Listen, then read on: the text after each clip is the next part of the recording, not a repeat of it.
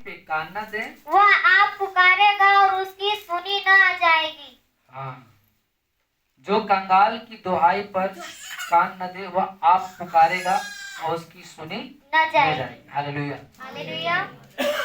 आप उस पर कान नहीं लगा रहे हैं तो आप कितना भी आप पुकारिए वो परमेश्वर सुनने वाला नहीं है। इसलिए आप कंगालों की दुहाई पे कान लगाइए, उसकी पुकार को सुनिए और उसके ऊपर कान लगाइए। वो क्या चाहता है तभी आपकी प्रार्थना ऊपर सुनाई देगी, अन्यथा अगर आप नहीं सुनेंगे तो आपके भी कोई सुनने वाला नहीं है। हालेलुया। हालेलुया। आगे लिखा है, गुप्त में दी हुई भेंट से क्रोध ठंडा होता है और चुपके से दी हुई घूस से बड़ी जंजलाहट भी थमती है। हाँ, गुप्त में दी हुई भेंट से क्रोध ठंडा होता है और चुपके से दी हुई घूस से बड़ी जंजलाहट होती है। 21 का 26। परंतु धर्मी लगातार दान करता रहता है। कोई ऐसा है जो दिन भर दान करता रहता दान है। करता है। हालेलुया। कुछ ऐसे भी लोग हैं जो ऐसी लालसा करते दिन भर कि मुझे ये मिल जाए, मुझे वो मिल जाए, वो मिल जाए, लेकिन जो धर्मी लोग होते हैं वो हमेशा लोगों को दान किया करते, फिर भी उनके पास परमेश्वर हमेशा पर्याप्त बचा के रखता है। 22। बड़े धन से अच्छा नाम अधिक चाहने योग्य है और सोने चांदी से दूसरों की प्रसन्नता उत्तम है। हालेलुया।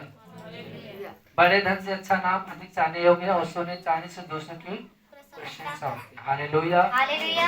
हालेलुया। हालेलुया। धन्यवाद प्रभु यीशु, धन्यवाद प्रभु यीशु, धन्यवाद परमपिता परमेश्वर। धन्यवाद परम। दूसरा देखिए, धनी और निर्धन दोनों एक दूसरे से क्या है, मिलते हैं। यहोवा दोनों का करता है। हालेलुया। हालेलुया। धनी और निर्धन दोनों एक दूसरे से मिलते हैं परंतु यहोवा दोनों का करता है। ऐसा है जो दिन, देखिए किसके 26, कोई ऐसा है जो दिन भर लालसा करता है परंतु धर्मी लगातार दान किया करते हैं। जैसे आपने वचन में पढ़ा हुआ प्रेरितों की पत्री अध्याय 10, बोलिए प्रेरितों की पत्री अध्याय 10। मनुष्य था जो इतालियानी नामक पलटन का सूबेदार था। कैसरिया में कुरेनिस नामक का एक मनुष्य था जो इताली नामक पलटन का सूबेदार था। वह भक्त था और अपने सारे घराने समेत परमेश्वर से डरता रहता था और यहूदी लोगों को बहुत दान देता था। यहूदी लोगों को बहुत सारे दान देता था और बराबर परमेश्वर से प्रार्थना करता था। हाँ, बराबर परमेश्वर से लगातार प्रार्थना करता था। उसने दिन के तीसरे पहर के निकट दर्शन में स्पष्ट रूप से देखा कि उसने तीसरे पहर के समय उसने स्पष्ट रूप से देखा कि परमेश्वर का एक स्वर्गदूत उसके पास भीतर आकर कहता है, परमेश्वर का एक दूत आकर उसके पास आकर कहता है, हे कुरनेलियुस, हे कुरनेलियुस।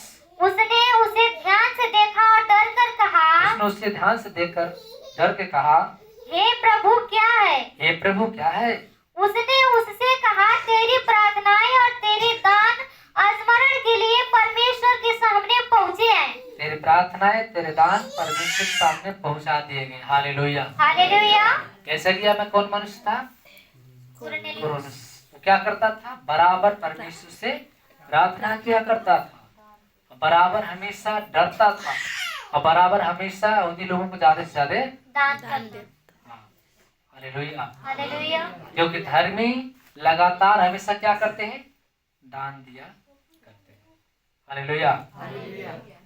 उनका परिवार, उनके बच्चे वो हमेशा सदा बने रहेंगे। जैसे जब कुरेनिस की प्रार्थना परमेश्वर ने सुन लिया और सरदूत ने आकर कहा कि तेरी प्रार्थनाएं तेरे दान परमेश्वर तक पहुंचा दिए गए।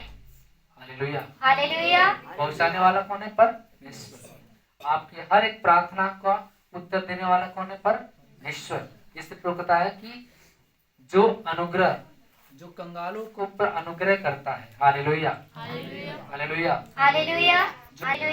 हालेलुया। हालेलुया। कोई ऐसा है जो दिन भर लालसा किया करता है, धर्मी लगातार दान किया करते हैं। हालेलुया। हालेलुया। धन्यवाद प्रभु यीशु, धन्यवाद प्रभु यीशु, धन्यवाद परमपिता परमेश्वर। धन्यवाद परमपिता परमेश्वर। हालेलुया। धन्यवाद प्रभु यीशु, धन्यवाद परमपिता परमेश्वर। आइए अगला वचन को देखते हैं हम लोग। तो काम अध्याय 4 वचन नंबर 32 को हम लोग पढ़ते हैं। विश्वासियों का एक सामूहिक जीवन कैसा था? विश्वास करने वाले की मंडली पढ़े। संख्या 170।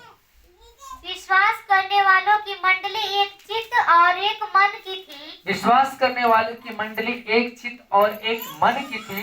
यहाँ तक कि कोई भी अपने संपत्ति अपनी नहीं कहता था, यहाँ तक कोई भी अपनी संपत्ति अपनी नहीं कहता था, परंतु सब कुछ साझे में था।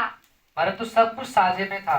प्रेरित बड़ी सामर्थ्य से प्रभु यीशु के जी उठने की गवाही देते रहे। प्रेरित लोग बहुत सामर्थ्य से प्रभु की जी उठने की गवाही देते थे, और उन सब पर बड़ा अनुग्रह था। उन सभी पे परमेश्वर का बहुत बड़ा कृपा था, दया था।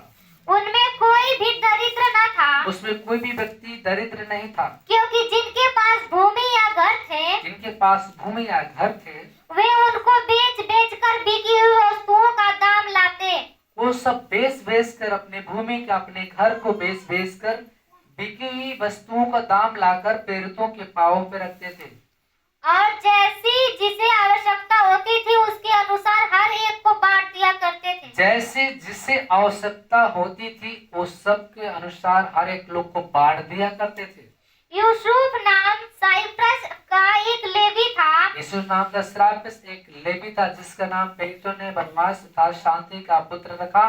उसकी कुछ भूमि थी जिसे उसने बेचा और दान के रुपए लाकर प्रेरितों के पांव में रख दिया। हालेलुया।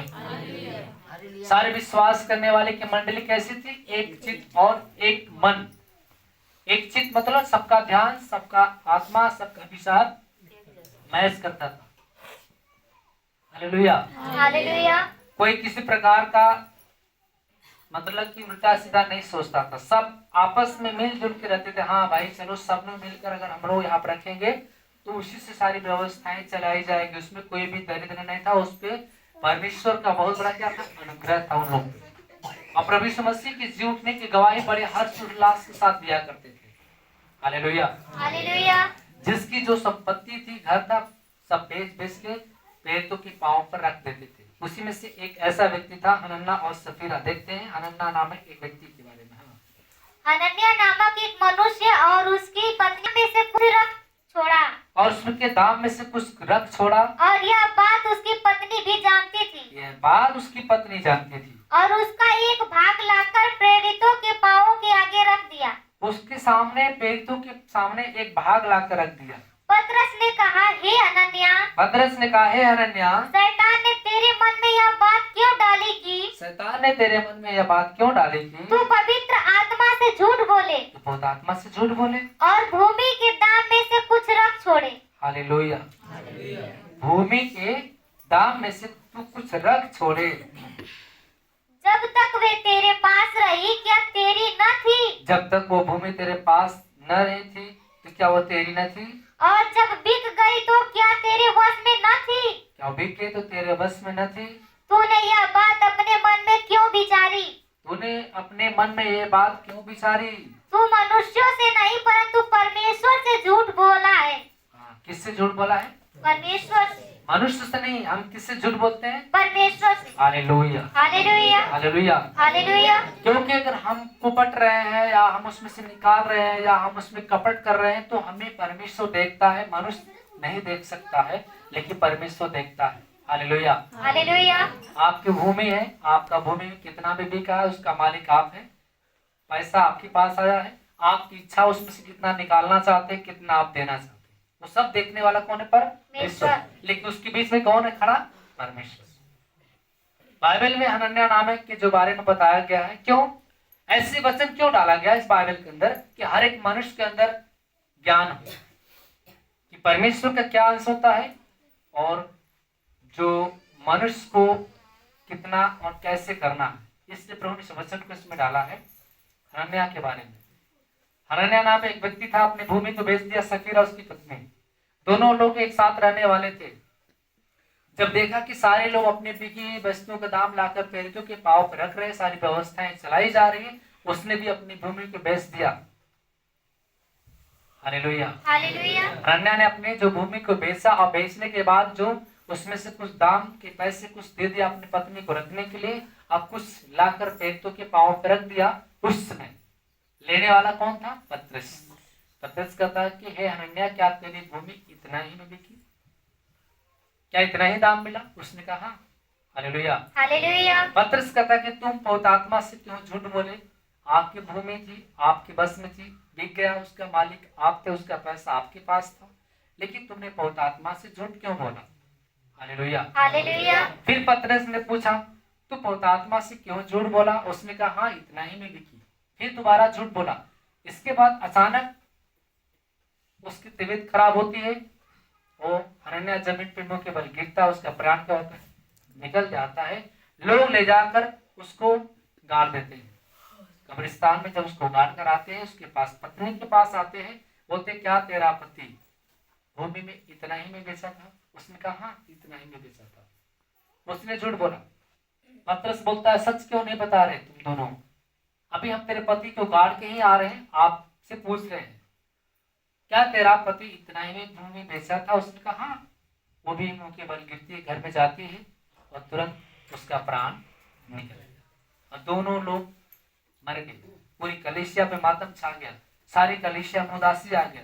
एक विश्वासी के साथ ऐसी बड़ी हादसा हो गया। Hallelujah. Hallelujah. Hallelujah. Hallelujah. Hallelujah. Hallelujah. धन्यवाद प्रभु यीशु। धन्यवाद प्रभु यीशु। धन्यवाद प्रभु परमेश्वर। तब वो तुरंत उसके पांव पर गिर पड़ी और प्राण छोड़ दिए, और जवानों ने भीतर आकर उसे मरा पाया और बाहर ले जाकर उसके पति के पास गाड़ दिया। सारी कलीसिया पर और इन बातों के सब सुनने वाले पे बहुत बड़ा भय छा गया। वास्तव में अगर कोई विश्वासी अगर अचानक अगर मर जाता है तो ये आश्चर्य की बात होती है, लेकिन गलती क्या किया उसे खुद मालूम होगा।